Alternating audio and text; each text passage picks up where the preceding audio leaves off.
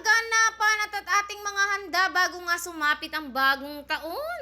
Yung mga nakita nyo nga puto na yun ay mga pa-order nga pala ng aking biyanan yun. Diyos ko, Porgo, hindi po yun handa. Tinda po yun. Siyempre, simpleng salo-salo lang naman ang aming inanda. Siyempre, yung may pagsasaluhan nga lang kami sa aming lamesa.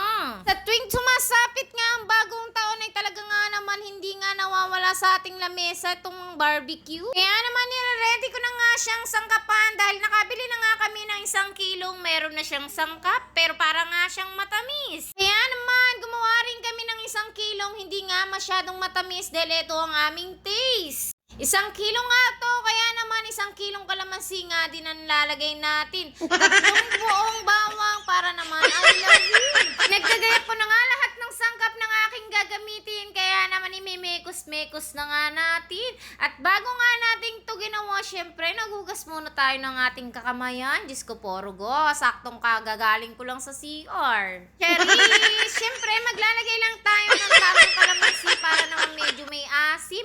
At naglagay na nga rin tayo ng ketchup para naman makulay ang ating buhay. Charis! Salata naman na sinisimot ko nga yung ketchup dahil mahirap nga lang tayo kaya naman bawal ang mag-aksaya. Kaya ko na nga rin ang sarili ko at nilagyan ko na nga rin ng konting pang-anghang. Siyempre hindi lang yan basta kaunti. Talagang literal na dinamihan ko para naman may anghang. Talaga nga naman literal na nanghihinayang tayo sa ketchup kaya naman luluglagan nga natin pati nga yung bote. Diyos ko, Porgo, no eh. Ito talaga ang literal na sekreto nga dito sa ating barbecue. Sarap din naman kasi kung talagang bibili ka ng sarili mong gawa para naman mamimekos-mekos mo kung anong lasa ang iyong gusto.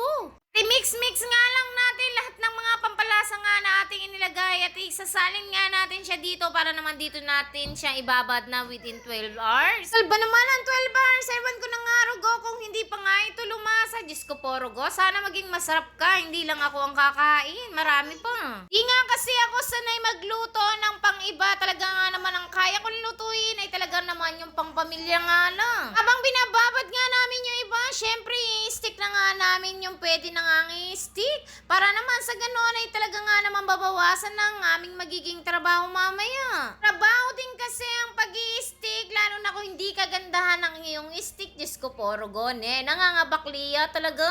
Yung ang may katamisan tong aming barbecue, kaya naman gumawa kami ng another barbecue na hindi nga matamis. Inayos na nga namin yung mga bagay na aming pampaswerte at meron na nga rin kaming puto. O, hindi pa rin nga to amin dahil pa-order pa rin yan, Chari. At tama-tama na nga rin, meron na nga rin kaming pata para naman din aming iprito.